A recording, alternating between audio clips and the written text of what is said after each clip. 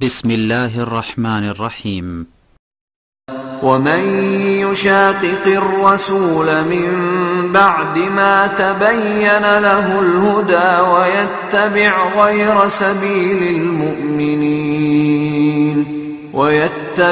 غير سبيل المؤمنين نوله ما تولى ونصله جهنم وساءت مصيرا.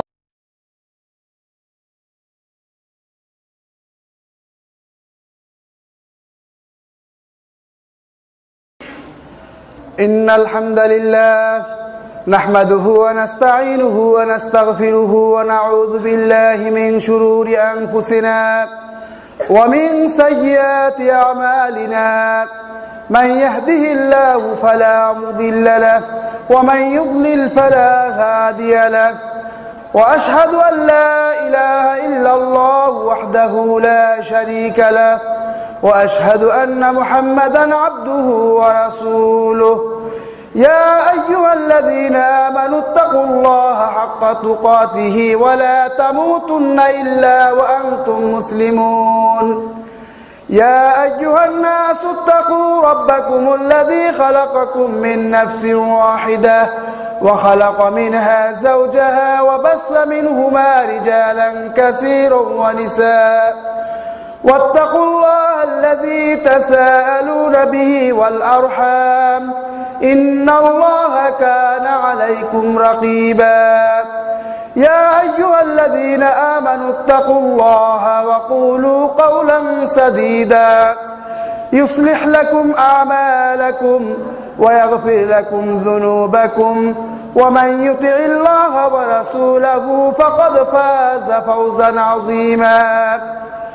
أما بعد فإن خير الحديث كتاب الله وخير الهدي هدي محمد صلى الله عليه وسلم وشر الأمور محدثاتها وكل محدثة بدعة وكل بدعة ضلالة وكل ضلالة في النار. أعوذ بالله من الشيطان الرجيم. وما خلقت الجن والإنس إلا ليعبدون. وقال الله تعالى في موضع آخر قل إن كنتم تحبون الله فاتبعوني إلى آخر الآية. উমর বিন খাত্তাব মসজিদে আয়োজিত 2 দিন ব্যাপী তাবলিগি ইজতিমায় উপস্থিত সকল সম্মানিত সভাপতি এবং আমার সামনে উপস্থিত সকল দিনী ভাই বন্ধুদেরকে শুভেচ্ছা জানিয়ে আমি আমার সংক্ষিপ্ত আলোচনা শুরু করছি। আমি আপনাদের সামনে একটি আয়াত তেলাওয়াত করেছি। সেই আয়াতটা অত্যন্ত পরিচিত আয়াত। পৃথিবীতে আল্লাহ তাআলা মানব এবং জিন জাতিকে কেন সৃষ্টি করেছেন আল্লাহ তাআলা এই আয়াতের মধ্যে সেই কারণ বর্ণনা করেছেন। তিনি মানব এবং জিন জাতিকে পৃথিবীতে কোনো কারণ ছাড়া সৃষ্টি করেননি, বরং একটি বিশেষ লক্ষ্যে সৃষ্টি করেছেন। আল্লাহ তাআলা বলেন, আমি জিন এবং মানব জাতিকে একমাত্র ইবাদতের জন্য সৃষ্টি করেছি। পৃথিবীতে আমাদের আগমনের উদ্দেশ্য হচ্ছে আল্লাহর ইবাদত। মুসলিমরা একটি কালেমার মাধ্যমে ইসলামে প্রবেশ করে। 2টি বাক্যের সাক্ষ্য দেওয়ার মাধ্যমে মুসলিমরা মুসলিম হতে পারে এবং অমুসলিমরা এই 2টি বাক্যকে যদি সাক্ষ্য দেয় তাহলে তারা মুসলিম হয়ে যায়। বাক্য 2টি হচ্ছে আশহাদু আল্লা ইলাহা ইল্লাল্লাহ ওয়া আশহাদু আন্না মুহাম্মাদান রাসূলুল্লাহ। 2টি সাক্ষ্য, একটি হলো লা ইলাহা ইল্লাল্লাহ, আল্লাহ ছাড়া আর কোনো উপাস্য নেই। দ্বিতীয় নম্বর হচ্ছে মুহাম্মাদুর রাসূলুল্লাহ। এই 2টি বাক্য যদিও অনেক সংক্ষিপ্ত, কিন্তু এই 2টি বাক্যের মধ্যে পুরা ইসলাম আমাদেরকে সৃষ্টির সমস্ত গোপন রহস্য এই দুটি বাক্যের মধ্যে নিহিত। প্রথম বাক্যের মধ্যে আল্লাহ তাআলা বুঝাতে চেয়েছেন যে ইবাদত কার হবে। আল্লাহ তাআলা আমাদেরকে ইবাদতের জন্য সৃষ্টি করেছেন। প্রথম বাক্যের মধ্যে আল্লাহ তাআলা বুঝিয়েছেন একমাত্র ইবাদত হবে আল্লাহর, আল্লাহ ছাড়া অন্য কারো ইবাদত হতে পারবে না। আর দ্বিতীয় বাক্যের মধ্যে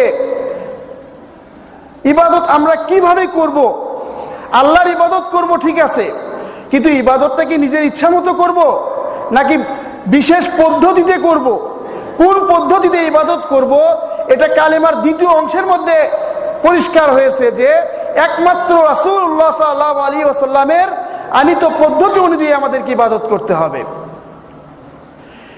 দুটি কালেমা আমরা মুখে উচ্চারণ করি, কিন্তু গভীরভাবে কি আমরা কখনো ভেবে দেখেছি এই দুটি কালেমাকে যদি কেউ গভীরভাবে বুঝতে পারে তাহলে সে পুরো ইসলামকেই বুঝে ফেলবে। ইবাদত একমাত্র আল্লাহর হবে এবং ইবাদত একমাত্র রাসূলুল্লাহ সাল্লাল্লাহু আলাইহি ওয়াসাল্লামের পদ্ধতি অনুযায়ী হবে। আল্লাহ তাআলাকে যারা আমরা মুসলিম সকলেই ভালোবাসি, আমাদের মধ্যে আল্লাহর প্রেম রয়েছে, কিন্তু আল্লাহর প্রেমের পরীক্ষা, আল্লাহর প্রেম কার মধ্যে আছে এই পরীক্ষায় উত্তীর্ণ হতে পারবে একমাত্র কারা। আল্লাহ তাআলা বলছেন কুল ইন কুনতুম তুহিব্বুনাল্লাহা ফাত্তাবিউনি, রাসূল সাল্লাল্লাহু আলাইহি ওয়াসাল্লামকে বলছেন আপনি বলে দিন, সাহাবাদেরকে বলে দিন, যদি তোমরা আল্লাহকে ভালোবাসো তাহলে আমার আনুগত্য করো। আল্লাহকে ভালোবাসার নাম মুখে উচ্চারণ করলাম কিন্তু রাসূল সাল্লাল্লাহু আলাইহি ওয়াসাল্লামের আনুগত্য করলাম না, তাহলে কি এটা আল্লাহর ভালোবাসা হবে? আল্লাহর ভালোবাসার পরীক্ষা আমরা আসলে কি রাসূলের আনুগত্য করি কিনা। যদি রাসূলের আনুগত্য করি তাহলে বোঝা যাবে যে না, আমার মধ্যে আল্লাহর ভালোবাসার দাবিটা সত্য। আর যদি রাসূলের আনুগত্য না করি, রাসূলের আনুগত্যের প্রশ্ন আসলে যদি আমরা নিজেকে যদি অন্যদিকে মুখ ফিরিয়ে নেই, তখন বোঝা যাবে যে আমার আল্লাহর ভালোবাসার যে দাবি এটা সঠিক নয়। রাসূল সাল্লাল্লাহু আলাইহি ওয়াসাল্লামের আনুগত্যের ব্যাপারে সবচেয়ে অগ্রগামী ছিলেন সাহাবায়ে কেরাম।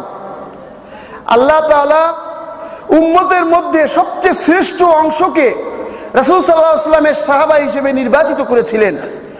রাসূল সাল্লাল্লাহু আলাইহি ওয়াসাল্লামের আনুগত্যের সাহাবায়ে কেরাম যে নিদর্শন রেখে গেছেন সেটা আমাদেরকে ফলো করতে হবে।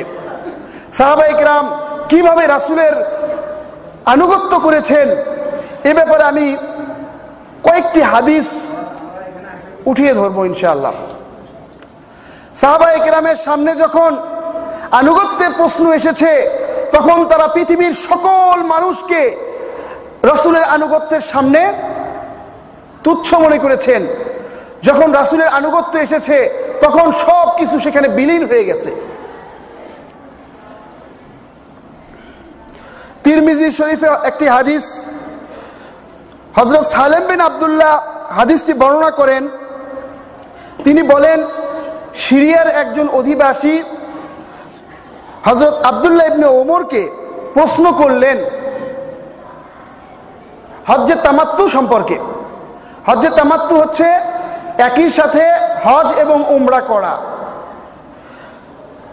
হজ্জে তামাত্তু কি করা যাবে কিনা, এটা কি বৈধ কিনা, এই প্রশ্ন একজন সিরিয়ার অধিবাসী আব্দুল্লাহ ইবনে ওমরকে করলেন। আব্দুল্লাহ ইবনে ওমর বললেন হিয়া হালালুন, হজ্জে তামাত্তু এটা কি হালাল, বৈধ। তখন ওই ব্যক্তি বলছেন ইন্না আবাকা কাদ নাহা আনহা, আপনার পিতা হযরত ওমর রাদিয়াল্লাহু তাআলা আনহু ইসলামের দ্বিতীয় খলিফা, যার সম্পর্কে রাসূল সাল্লাল্লাহু আলাইহি ওয়াসাল্লামের পক্ষ থেকে অনেক সুসংবাদ রয়েছে, এরকম একজন বড় সাহাবা এই হজ্জে তামাত্তু করতে নিষেধ করেছেন।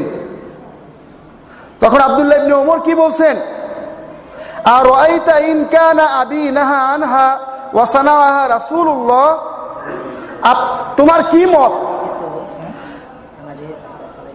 তুমি কি মনে করো যদি আমার পিতা কোনো একটা বিষয়ে নিষেধ করে আর ওই বিষয়টা যদি রাসূল সাল্লাল্লাহু আলাইহি ওয়াসাল্লাম করে থাকেন, আমার পিতা হয়তো নিষেধ করেছেন কিন্তু রাসূল সাল্লাল্লাহু আলাইহি ওয়াসাল্লাম ওই আমলটা করেছেন, এই রকম পরিস্থিতিতে তুমি কি বলো, তোমার মতামত কি? আমরা আবিনাত্তাবিউ আমরা রাসূলিল্লাহ, আমরা কি আমার পিতার কথা অনুসরণ করব না রাসূল সাল্লাল্লাহু আলাইহি ওয়াসাল্লামের কথা অনুসরণ করব? তখন ওই যে প্রশ্নকারী তিনি উত্তর দিচ্ছেন, বাল আমরা রাসূলিল্লাহ, বরং আমরা রাসূলের কথাকেই অনুসরণ করব। ফাকালা লাকাদ সানাআহা রাসূলুল্লাহ সাল্লাল্লাহু আলাইহি ওয়াসাল্লাম। হযরত আব্দুল্লাহ ইবনে উমর বলতেছেন যে হজ্জে তামাত্তু রাসূল সাল্লাল্লাহু আলাইহি ওয়াসাল্লাম নিজে করেছেন। হয়তো হযরত ওমর রাদিয়াল্লাহু আনহু এই হাদিসটা সম্পর্কে উনি অবগত ছিলেন না, ওনার জানা ছিল না। সব সাহাবা, প্রত্যেক সাহাবা যে সকল হাদিস জানতেন বিষয়টা কিন্তু এমন নয়।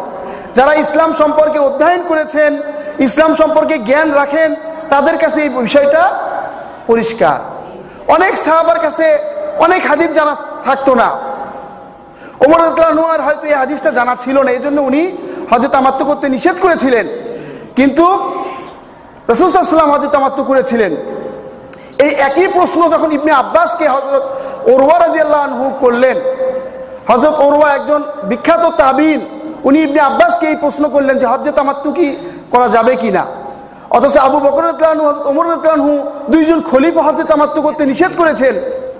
তখন আব্দুল্লাহ ইবনে আব্বাস বলছেন, রাসূল সাল্লাল্লাহু আলাইহি ওয়াসাল্লামের হাদিস বর্ণনা করার পরে বলছেন, ইউশিকু আন তানজিলা আলাইকুম হিজারাতুম মিনাস সামা আকুলু ক্বালা রাসূলুল্লাহ ওয়া তাকুলুনা ক্বালা আবু বকর ওয়া ক্বালা উমর। হযরত আব্দুল্লাহ ইবনে আব্বাস বলছেন ইউশিকু মানে অতি শীঘ্রই তোমাদের উপর হয়তো আসমান থেকে পাথর বর্ষিত হবে। আমি বলছি রাসূল সাল্লাল্লাহু আলাইহি ওয়াসাল্লাম বলেছেন, আর তোমরা বলছো আবু বকর ওমর বলেছে। হযরত আবু বকর, হযরত ওমর অনেক বড় মাপের সাহাবী, কিন্তু যেখানে রাসূল সাল্লাল্লাহু আলাইহি ওয়াসাল্লামের সরাসরি বাণী রয়েছে, সেখানে রাসূল সাল্লাল্লাহু আলাইহি ওয়াসাল্লামের বাণীর সামনে তাদের কথাকে গ্রহণ করা যাবে না। তাদেরকে অপমান করার জন্য এটা বলছি না। আমি সামনে আলোচনা করব যে সমস্ত সাহাবার কাছে সব হাদিস উপস্থিত ছিল না, এজন্য তারা অনেক সময় অনেক বিষয়ে মতামত প্রকাশ করেছেন, কিন্তু পরবর্তীতে হাদিস পাওয়া গেলে সাহাবা ইকরাম নিজের মতকে ত্যাগ করে রাসূল সাল্লাল্লাহু আলাইহি ওয়াসাল্লামের হাদিসকে গ্রহণ করেছেন। একই প্রশ্ন এই হজ্জে তামাত্তুর ব্যাপারে ওসমান রাদিয়াল্লাহু আনহুর শাসন আমলে যখন ওসমান রাদিয়াল্লাহু আনহু হজ্জে তামাত্তু করতে নিষেধ করলেন, তখন আলী রাদিয়াল্লাহু আনহু তিনি বললেন যে উনি হযরত ওসমান রাদিয়াল্লাহু আনহুর সামনেই হজ্জে তামাত্তু নিয়ত করলেন এবং তিনি বললেন, মা কুনতু লা আদাউ সুন্নাতান নবী লিকাউলি আহাদিন, আমি কোনো ব্যক্তির কথায় রাসূল সাল্লাল্লাহু আলাইহি ওয়াসাল্লামের সুন্নাতকে তরক করব না।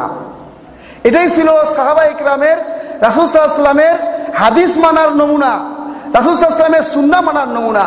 রাসূল সাল্লাল্লাহু আলাইহি ওয়াসাল্লামের সুন্নাহর সামনে বড় থেকে বড় সাহাবীর মতামত বা সাহাবীর কথা যখন আসতো, তখন তারা সরাসরি রাসূল সাল্লাল্লাহু আলাইহি ওয়াসাল্লামের হাদিসকে গ্রহণ করতেন। এবং হযরত ওমর রাদিয়াল্লাহু আনহুর শাসন আমলে হযরত বিখ্যাত সাহাবী হযরত আবু মুসা আশআরী তার বাসায় গিয়ে সালাম দিয়ে অনুমতি চাইলেন। 3 বার সালাম দেওয়ার পর বাসা থেকে যখন কোনো আওয়াজ আসলো না, তখন তিনি ফিরে যাচ্ছেন। ওমর রাদিয়াল্লাহু আনহু তখন হযরত আবু মুসা আশআরীকে ডাকলেন যে তুমি কি ব্যাপার, ফিরে চলে যাচ্ছ? তখন আবু মুসা আশআরী রাসূল সাল্লাল্লাহু আলাইহি ওয়াসাল্লামের হাদিস বললেন যে 3 বার সালাম দেওয়ার পর যদি উত্তর না আসে তাহলে রাসূল সাল্লাল্লাহু আলাইহি ওয়াসাল্লাম ফিরে যেতে বলেছেন। তখন ওমর রাদিয়াল্লাহু আনহু এই হাদিসটা ওমর রাদিয়াল্লাহু আনহুর জানা ছিল না। উনি বলেন, এই ব্যাপারে কি তোমার কাছে কোনো সাক্ষ্য আছে? তখন তিনি আবু সাঈদ খুদরী রাদিয়াল্লাহু আনহুকে উপস্থিত করলেন। তখন ওমর রাদিয়াল্লাহু আনহু কি বলছেন, খাফিয়া আলাইয়া হাযা মিন আমরিন নবী সাল্লাল্লাহু আলাইহি ওয়াসাল্লাম, বুখারীতে এই বর্ণনা এসেছে। ওমর রাদিয়াল্লাহু আনহু বলছেন, আমার কাছ থেকে নবী সাল্লাল্লাহু আলাইহি ওয়াসাল্লামের এই নির্দেশ, এই বাণী, এই হাদিসটি কি ছিল? গোপন ছিল। তাহলে ওমর রাদিয়াল্লাহু আনহুর কাছেও কি ছিল? অনেক হাদিস অজানা ছিল।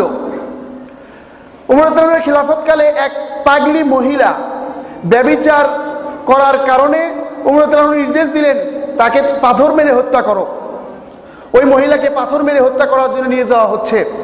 প্রতিমধ্যে আলী রাদিয়াল্লাহু আনহু জানতে পারলেন যে এই মেয়েকে পাথর মেরে হত্যা করার জন্য নির্দেশ দেওয়া হয়েছে, অথচ এই মেয়ে কি পাগল। তখন আলী রাদিয়াল্লাহু আনহু বললেন, একে নিয়ে চলো।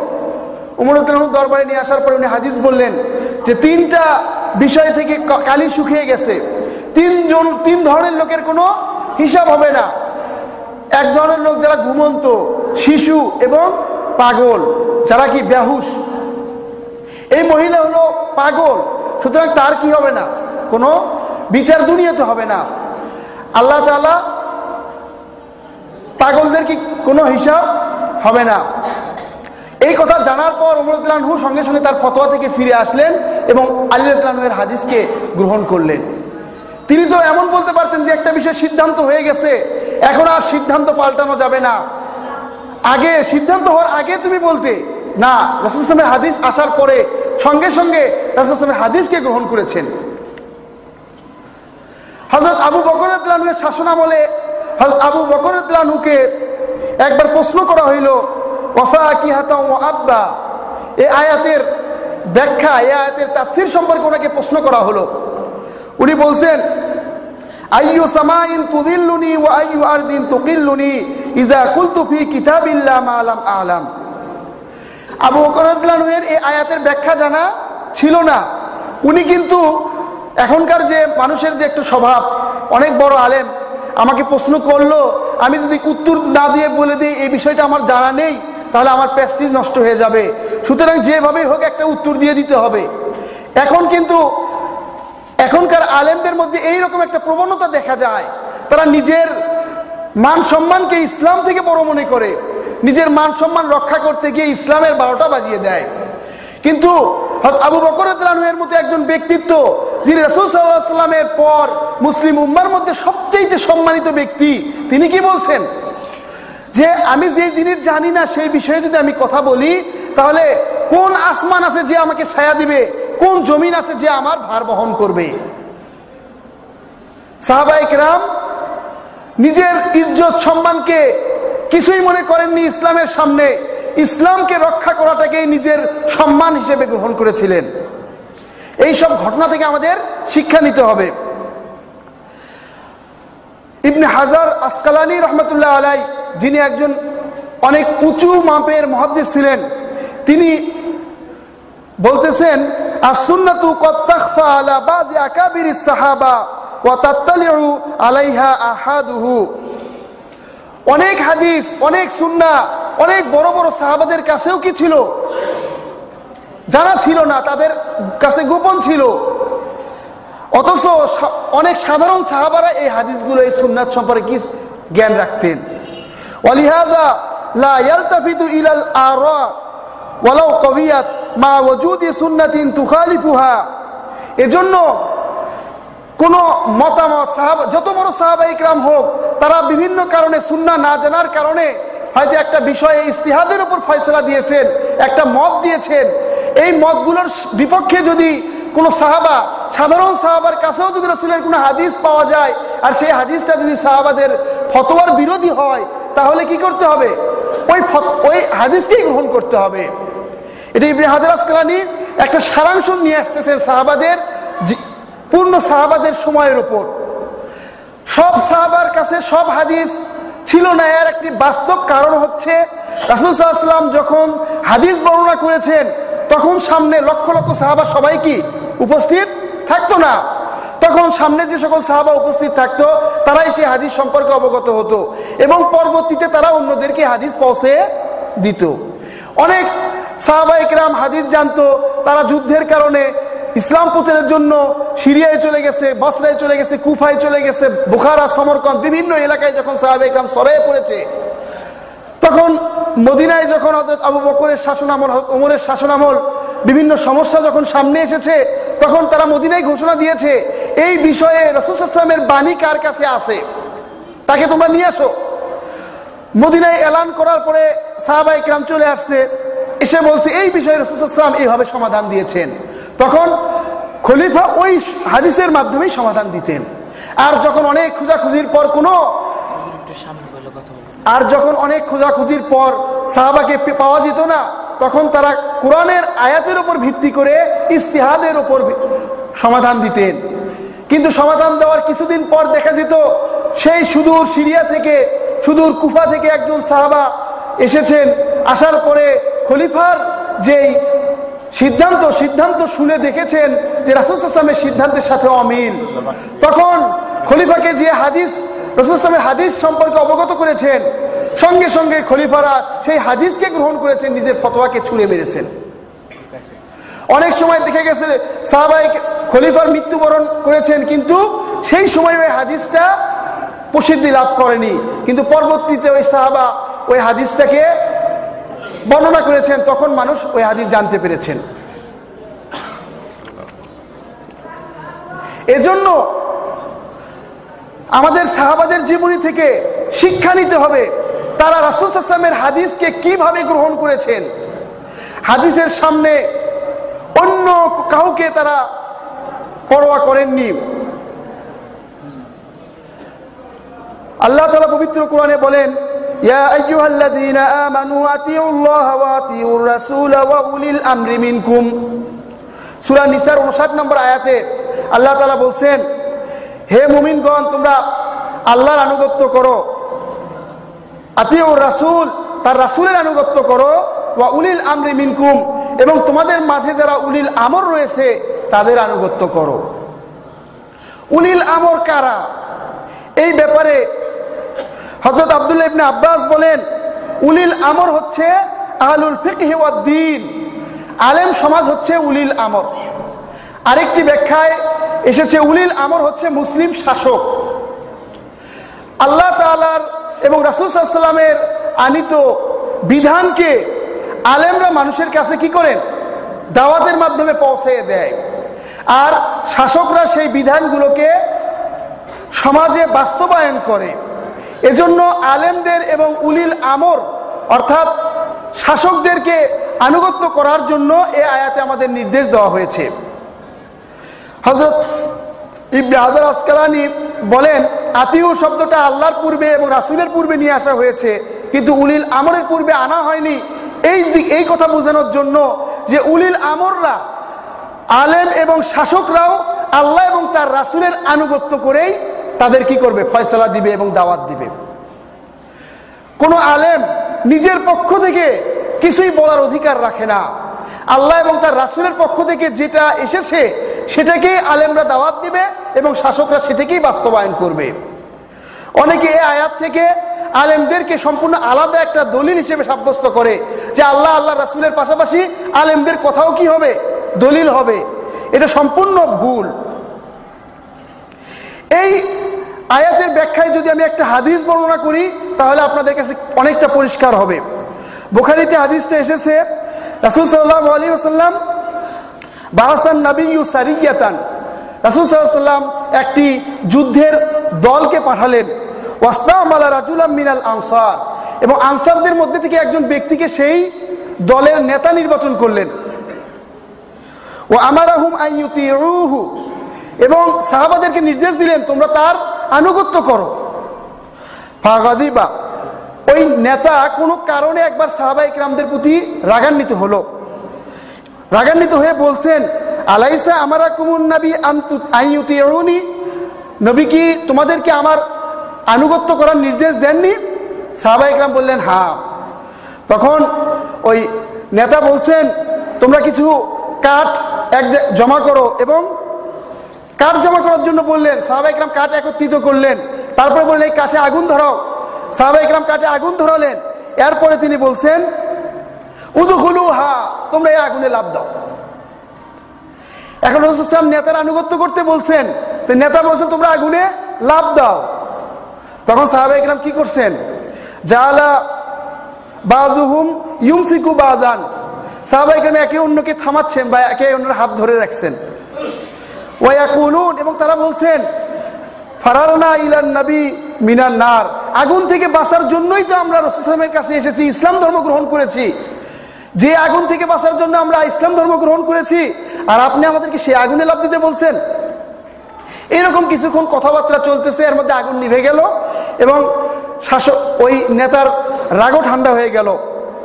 এই ঘটনাটা যখন রাসূল সাল্লাল্লাহু আলাইহি ওয়াসাল্লামের কাছে বর্ণনা করা হলো, তখন রাসূল বলছেন লাউ দাখালুহা মা খারাজু মিনহা ইলা ইয়াউমিল কিয়ামাহ। যদি ওই নেতার আনুগত্য করতে গিয়ে ওই সাহাবায়ে কেরাম আগুনে লাফ দিত, তাহলে কিয়ামত পর্যন্ত সেই আগুন থেকে তারা মুক্তি পেত না। এরপরে বলছেন আত্তাআতু ফিল মারুফ, আনুগত্য হবে মারুফ অর্থাৎ কল্যাণের ক্ষেত্রে, ভালো কাজের ক্ষেত্রে। এই হাদিসটা কিন্তু উপরের আয়াতের একটা পরিষ্কার ব্যাখ্যা। রাসূল সাল্লাল্লাহু আলাইহি ওয়াসাল্লাম এই উপরের আয়াতের মধ্যে সাধারণভাবে উলিল আমরের আনুগত্য করার জন্য বলেছেন, কিন্তু বুখারীর এই হাদিসে একজন আমির নিযুক্ত করে তার আনুগত্য করার জন্য আলাদাভাবে রাসূল সাল্লাল্লাহু আলাইহি ওয়াসাল্লাম সাহাবাদেরকে নির্দেশ দিয়েছেন। এখন সাহাবায়ে কেরাম যদি ওই আমিরের আনুগত্য করে আগুনে লাফ দিত, তাহলে রাসূল সাল্লাল্লাহু আলাইহি ওয়াসাল্লাম বলছেন তোমরা ওই কিয়ামত পর্যন্ত আগুন থেকে আর কখনো মুক্তি পেতে না। তাহলে এখান থেকে কি বোঝা গেল? নেতার আনুগত্য করতে হবে, এটার একটা লিমিটেশন আছে, যে কোরআন এবং সুন্নাহর ভিতরে থেকে কোরআন এবং সুন্নাহর বাহিরে গিয়ে কোনো নেতার আনুগত্য করা যাবে না, যদিও ওই নেতা সবচেয়ে বড় সাহাবা আবু বকর হোক বা ওমর হোক। বুখারীতে রাসূল সাল্লাল্লাহু আলাইহি ওয়াসাল্লাম বলছেন লা তাআতা ফিল মাসিয়াতি ইন্নামাত তাআতু ফিল মারুফ, গুনার ক্ষেত্রে কোনো আনুগত্য চলবে না, আনুগত্য হচ্ছে মারুফ তথা সৎ কাজের ক্ষেত্রে। মুসনাদ আহমদের কাছে লা তাআতা লি মাখলুকিন ফি মাসিয়াতিল খালিক, স্রষ্টার নাফরমানিতে কোনো সৃষ্টির আনুগত্য করা যাবে না। এজন্য আনুগত্যের ক্ষেত্রে আমাদের মনে রাখতে হবে আলেমদেরকে আমরা আলেমদের কথা শুনবো, কিন্তু কতটুকু তারা যেই কথাটা কোরআন এবং সুন্নাহ মোতাবেক বলবে সেই কথাটাই আমরা শুনবো। কোরআন সুন্নাহর বাহিরে গেলে আমরা সেই কথা শুনতে বাধ্য নই। আজকে আমরা অন্ধের মতো যে আলেম যে কথা বলে সেই কথাই আমরা গ্রহণ করি। আমরা আল্লাহ তাআলা আমাদেরকে যাকে যেটুকু মেধা যোগ্যতা দিয়েছে একটুও যাচাই করে দেখি না।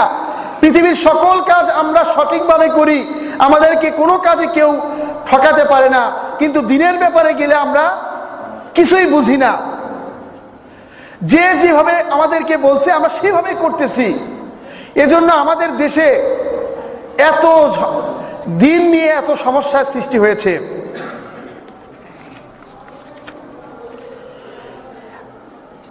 কোন একক আলেমের আনুগত্য করা, যে একজন ব্যক্তিকেই গ্রহণ করতে হবে, এই একজনের বাইরে অন্য কারো কথাকে গ্রহণ করা যাবে না, এটা কিন্তু সাহাবায়ে কেরাম তাবেঈন তাবে তাবেঈনের যে মাসলাক সেটা সম্পূর্ণ বিরোধী।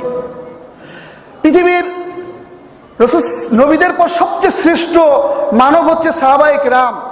কেউ যদি শুধু একজন সাহাবাকে ফলো করে তাও সে কি পুরা দিনের উপর চলতে পারবে না। কারণ আমরা যে হাদিস পেয়েছি সেটা কি একজন সাহাবার মাধ্যমে পেয়েছি না সাহাবাদের একটি দলের মাধ্যমে পেয়েছি? শুধু একজন সাহাবাকে যদি অনুসরণ করি তাহলে আমরা যেখানে সঠিক দিন পাবো না সেখানে তাবেঈন বা তাবে তাবেঈনের প্রশ্ন তো আসেই না। রাসূল সাল্লাল্লাহু আলাইহি ওয়াসাল্লাম বলছেন যে ৭৩টা দলের মধ্যে একটি দল যে মুক্তি পাবে তাদের নিদর্শন হবে মা আনা ওয়া আসহাবি, মা আনা আলাইহি ওয়া আসহাবি, আমি এবং আমার সাহাবায়ে কেরামগণ যেই মতের উপর আছে।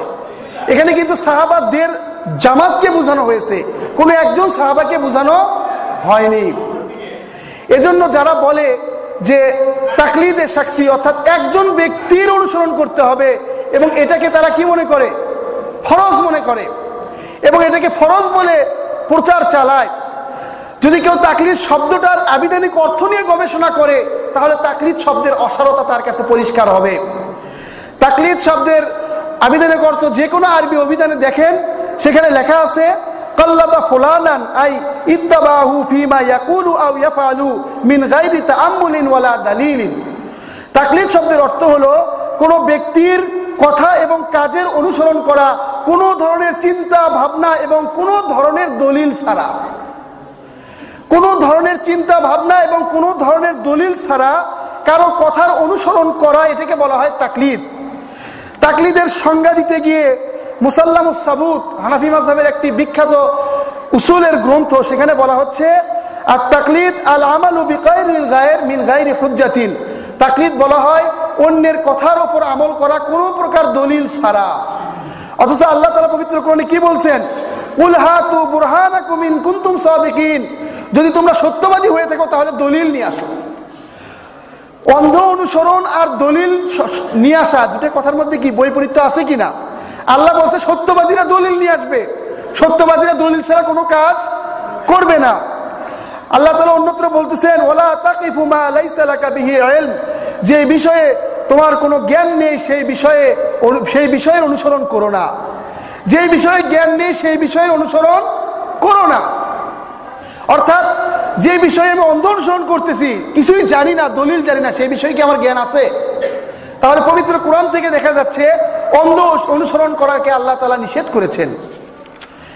উর্দু একটা পত্রিকায়, সাপ্তাহিক পত্রিকার মধ্যে প্রশ্ন উত্তরের একটা পর্ব থাকে, সেখানে একজন ব্যক্তি প্রশ্ন করার পর লিখতেছে আপ দলিল সে মুতমাইন কিয়ে। প্রশ্নকারী আলেমের কাছে প্রশ্ন করেছে যে আমার এই সমস্যাটাকে আপনি দলিল দ্বারা পরিতৃপ্ত করবেন, আমাকে দলিল দিবেন। তখন ওই আলেম প্রশ্নের উত্তরে লিখতেছে আওয়াম কে লিয়ে দলিল তলব করনা জায়েজ নেই, সাধারণ মানুষের জন্য দলিল চাওয়াটা বৈধ নয়। আওয়াম কো উলামা সে সির্ফ মাসলা পৌঁছনা চাহিয়ে, সাধারণ মানুষের আলেমদের কাছে শুধু মাসলা জিজ্ঞাসা করা উচিত। আলেমদের কাছে দলিল জিজ্ঞাসা করা এটা সাধারণ মানুষের কি নয়, অধিকার নেই। সাধারণ মানুষ শুধু মাসলা জিজ্ঞাসা করবে, দলিল একমাত্র আলেমদের কাছে থাকবে, সাধারণ মানুষের দলিল জানার কোনো অধিকার নেই। এরকম সময় অনেক অল্প, এ বিষয়ে আলোচনা করলে অনেক দীর্ঘ হবে।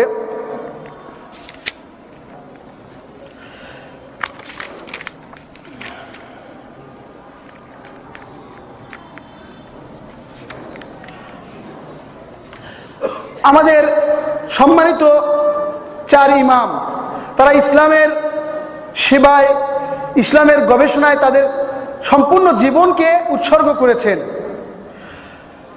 এবং প্রত্যেকটি ইমাম সঠিক ইসলামের প্রসারের ক্ষেত্রে পৃথিবীর কোনো শক্তিকে তারা কখনো ভয় পাননি।